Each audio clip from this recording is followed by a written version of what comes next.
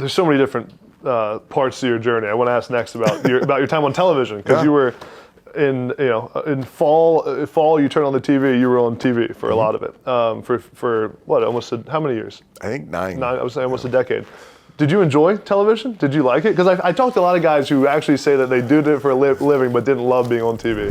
So I have a bittersweet relationship with TV.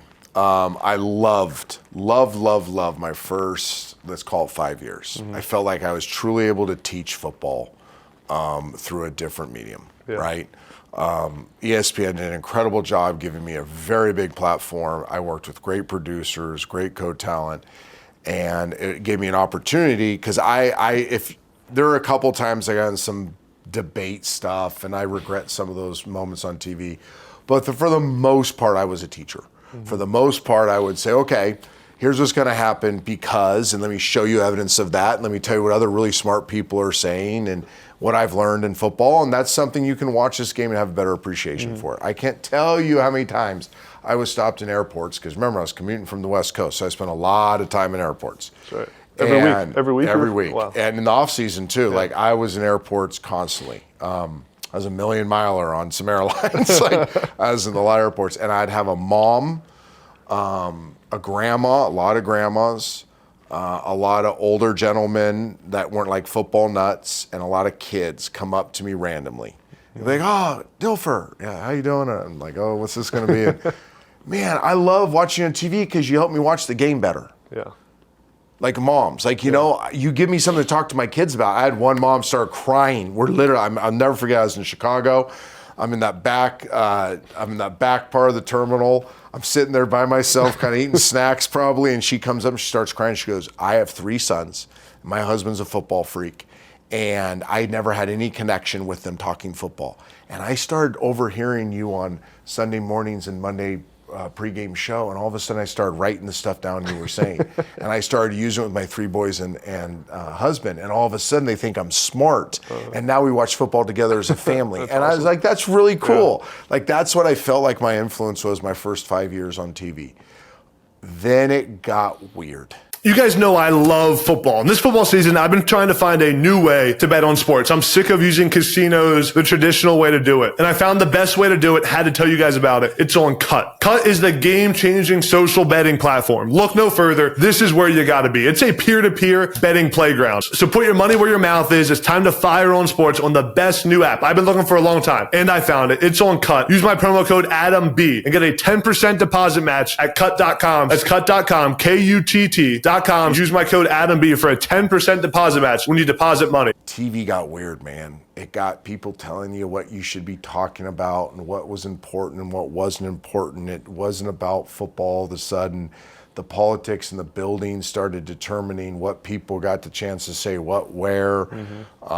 If it was a hot button topic that Twitter at the time was trending on, then it made the front of the show, whether it was a premier game or not. Like, all these other things started creeping in. And that, with on top of me going from, the Bay Area in California on a red eye to New York, and car servicing from New York to Bristol, and then a flight to Monday Night Football, and then a flight back to the West Coast, and my daughter's now playing state championships, and my one daughter at Notre Dame, and I'm stopping off in South Bend before I went home, and another one's at TCU, and it just got overwhelming, and didn't love it. My favorite year was when I was doing Ray, Steve, and me. We're working together on Monday night. Well, then they're breaking up the band. The Stuart Scott thing really hurt me. He's a dear friend. I loved working with Stuart. I have some more funny memories with Stuart on the road than that was a hard one to get over. So just things started piling up, and I didn't enjoy it. And it wasn't all the TV stuff. It was just a lifestyle.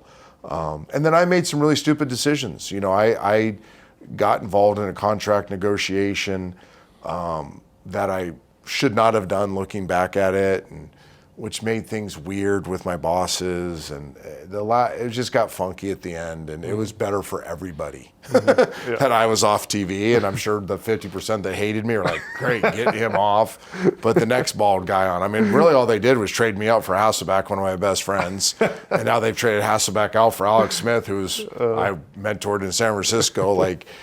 I know that's a long-winded answer, but I've really never had the platform to tell people either. Yeah. I always said this when I was on TV. 50%, if you do your job well, 50% are going to love you. Yeah. They're just going to love you because you connect with them, you teach them something, and there's always going to be 50% that hate you. Yeah. Those 50%, because you might tell them something about their team that they don't want to hear. Mm-hmm. You know, one thing about TV is people have already made up their mind. No doubt. Yeah.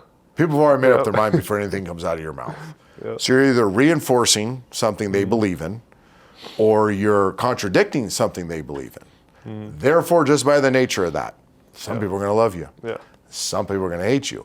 The difference is some people are very gifted at telling you something you already believe or something that you disagree with. If they're very gifted at it, it's just going to amplify how much they love you or how much you hate you. The thing that bothers me now, and I don't watch very much of it, I watch more college football stuff than pro football stuff, is these analysts really actually think they're making a difference.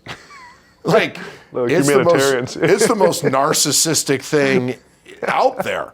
Like, I watch Fox News, CNN News, and ESPN or whatever it is, and these people actually think they're changing the world. And I'm here to tell you, no, you're not. Like, nobody really cares. Yeah. You're either reinforcing something they believe or telling them something opposite. You're either pissing them off or making them happy, but you ain't changing anybody for the better. It's so true. This was my first year calling games, Yeah. and it's funny. The negative tweets you would get are only from the teams that are losing. Yes. Because I never did shoot. I was doing calling games. Yeah. And I would get trapped. Breneman's terrible, but it's only the losing because you're team. criticizing why they're losing. Exactly. No, Steve Ray, and I had the funnest thing. We'd get in the car after Monday night, the post-game show, because back then we do the pre-game show. We'd sit on the Monday Night Football bus during the show, and then we had that late Sports Center show. Yeah. So we get done at call at 1 a.m, and the first thing we did, we're like, okay, who's got the worst one? And we'd open up Twitter and we'd compete on the way to the hotel or the private jet, wherever we were going.